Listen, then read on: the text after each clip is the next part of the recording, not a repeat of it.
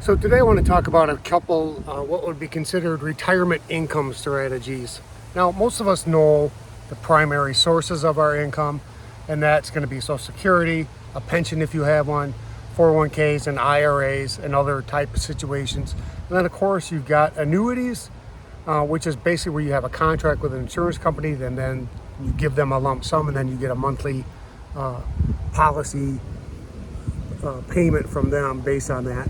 And then of course there's also brokerage funds, high yield savings accounts, and CDs, etc. And I even looked at some T-bills lately just because I was curious about them.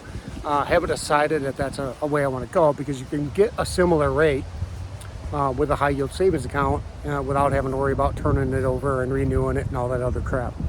But what we want to do is maximize our income sources.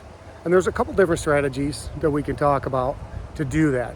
The first one is one of the most popular, and that is obviously to delay your Social Security benefit until 67, and sometimes some people even wait till 70. Not necessarily a bad strategy. However, in my opinion, and I've made a video about this before, in my opinion, I think it's your beneficial to take your retirement Social Security money as soon as you want to, because every year you don't take it is a year of benefits you're not getting. And we already know that by 2033, the Social Security system is going to be a mess.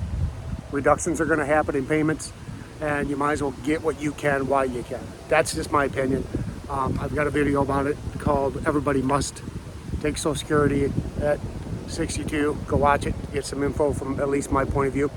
Another thing you can do is diversify those different sources of income that we talked about. By diversifying, you could maybe put some in an annuity, so you have a monthly strategy. You got your Social Security coming in that you could add to that. If you get some dividends from your brokerage accounts, all those things can end up paying. And then of course you have the things that are interest bearing, such as the high yield savings accounts and mutual funds. And if you have all that money kind of coming in trickles, you add it all up and then add it to your Social Security if you're going to, or to your pension if you're going to. Pretty soon you got pretty decent income coming in. Another thing you can do is to optimize for your tax benefits, because obviously the more money you take in, the higher you can get to the tax benefit or into the tax brackets.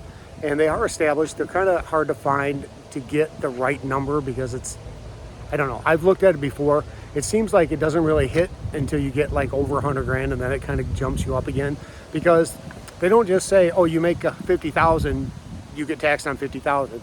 You get zero tax on the first like 25K, and then they charge you 10% on the next 15, and then as soon as you hit 50, they charge you a different number.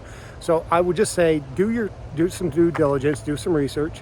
The information's out there. Go to the different type, like Fidelity can give you that information. You can go to NerdWallet to get that information. The Social Security Administration's got information on that tax bracket. And of course you can go to the IRS, and they have all the information. So I'm just kind of spitting it out there today, but I just want to give you an idea of things you can look at and think about to try to make your money work better for you.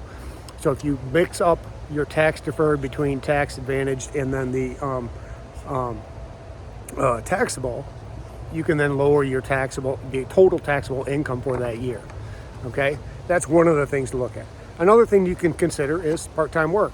For those that are new, I'm retiring from this job that I have next June or July, depending on how the numbers work out. And I'm moving to Florida to rejoin my wife and daughter. And I'm retiring from here because I have 30 years at this company, and our full pension benefits hit at 30 years. So I'm going to take that money and run to rejoin them in Florida.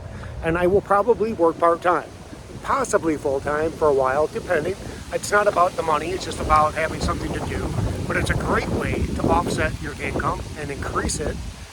You just have to make sure that if you're drawing Social Security, you don't go above the thresholds, because once you make too much, then they take $1 for every $2 that you make or bring in. So it's something you have to consider all the time. And then of course the hardest part about this is to try to consider inflation and healthcare costs. It's going to be one of your biggest expenses, at least healthcare costs, when you get up into even taking Medicare and Medicaid, because you're going to have to start paying for that, the Part B, C, and D, and all that other crap, BDC, whatever. You know what I mean. You're going to have to start paying for that. And it may cover things, but I can tell you that watching my mom go through some of this stuff with her Medicare, it doesn't pay as well as you hope it would.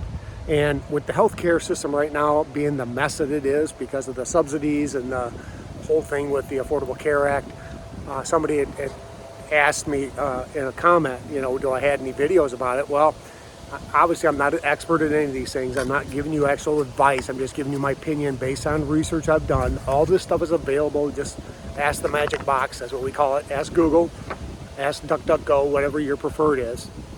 But you can find out different things to do about that. But the problem is that with the Affordable Care Act right now, which used to be your go-to, anything between, before you hit 65, if you weren't eligible for Medicare for a prior medical situation that got you approved, the Affordable Care Act was one of the ways you could go. Well, it turns out that whole thing is a mess. It's a mess, because the only reason it was affordable for you and I is because the government, with our tax money, was paying a huge portion of the proceeds.